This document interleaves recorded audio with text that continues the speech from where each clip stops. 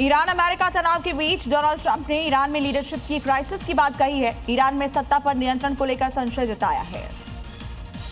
हालांकि media reports के मुताबिक ईरान के विदेश मंत्रालय ने ट्रंप के इस बयान को अनुचित बताया।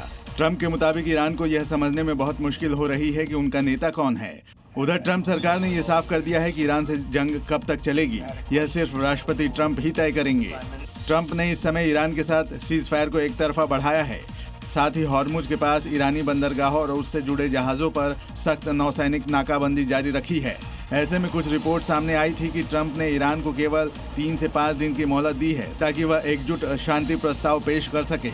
इधर डोनाल्ड ट्रंप ने ईरान को लेकर एक और बयान दिया। कहा, ईरान की नौसेना समुद्र में खत्म कर दी गई है। इसके अलावा ट्रंप ने कहा कि ईरान की एयरफोर्स भी नष्ट हो चुकी है। ईरान का रडार सिस्टम खत्म हो चुका है और समय ईरान के पक्ष में नहीं है। ईरान के कई नेता भी अब नहीं रहे। अमेरिकी नाकेबंदी पूरी तरह से मजबूत है।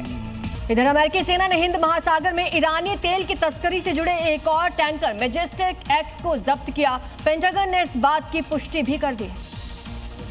अमेरिकी सेना ने ईरानी तेल की तस्करी से जुड़े एक और टैंकर को जब्त कर लिया है, जिससे ईरान के साथ तनाव और बढ़ गया। ये घटना ईरान के अर्धसैनिक बल रिवोल्यूशनरी गार्ड्स की ओर से हॉर्मुज स्ट्रेट में 2 जहाजों पर नियंत्रण करने के एक दिन बाद हुई। अमेरिकी रक्षा विभाग ने हिंद महासागर में जब्त किए गए टैंकर मैजेस्टिक एक्स के डेक पर अमेरिकी सेना का वीडियो फुटेज जारी किया है। जहाज ट्रैकिंग डेटा से पता चला कि मैजेस्टिक एक्स हिंद महासागर में श्रीलंका और इंडोनेशिया के बीच स्थित है, लगभग उसी स्थान पर जहां अमेरिकी सेना द्वारा पहले जब्त किया गया तेल टैंकर टिफानी था। ईरानी राष्ट्रपति ने बताया कि दोनों देशों के बीच इसलिए बातचीत नहीं हो पा रही क्योंकि अमेरिका की कथनी और करनी में अंतर है। ईरान के राष्ट्रपति मसूद पेजेश्कियन ने अमेरिकी राष्ट्रपति डोनाल्ड ट्रंप की ओर से ईरानी नेतृत्व में कट्टरपंथियों और मध्यम मार्गी के बीच आंतरिक कलह के दावों को खारिज करते हुए बड़ा बयान दिया है। पेजेश्कियन ने ईरान की जनता को एकजुट बताया और कहा कि ईरान क्रांतिकारी है।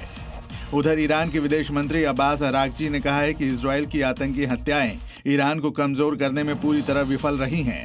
देश के सैन्य और कूटनीतिक प्रयास एक दूसरे के साथ पूरी तरह से तालमेल से काम कर रहे हैं और ईरानी जनता पहले से ज्यादा एकजुट है। तो भारत ने अपने नागरिकों के लिए एडवाइजरी जारी की है, खासकर वो लोग जो ईरान जाने का प्लान कर रहे हैं। ईरान न जाने की सलाह दी गई है। ईरान की यात्रा नहीं करने की सलाह दी गई है। हवाई और जमीनी दोनों ही रास्तों से जाने से बचने के लिए कहा गया है और जो लोग वहां रह रहे हैं उनसे अपील की गई है कि जल्द से जल्द ईरान छोड़ दे। भारतीय दूतावास से समन्वय बनाकर रखें।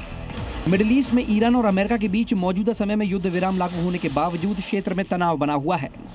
ऐसे में ईरान और भारत के बीच कुछ उड़ानें शुरू होने की रिपोर्ट के बीच तेहरान स्थित भारतीय दूतावास ने अपने नागरिकों के लिए एडवाइजरी जारी की है। भारतीय नागरिकों को सलाह दी गई है कि वो हवाई या सड़क मार्ग से ईरान की यात्रा नहीं करें, जमीनी मार्गों के जरिए देश छोड़ें। तनाव के कारण हवाई क्षेत्र में प्रतिबंध और परिचालन संबंधी अनिश्चितताएं बनी हुई हैं, जिससे ईरान के लिए और वहां से अंतर्राष्ट्रीय उड़ानों का संचालन प्रभावित हो रहा है।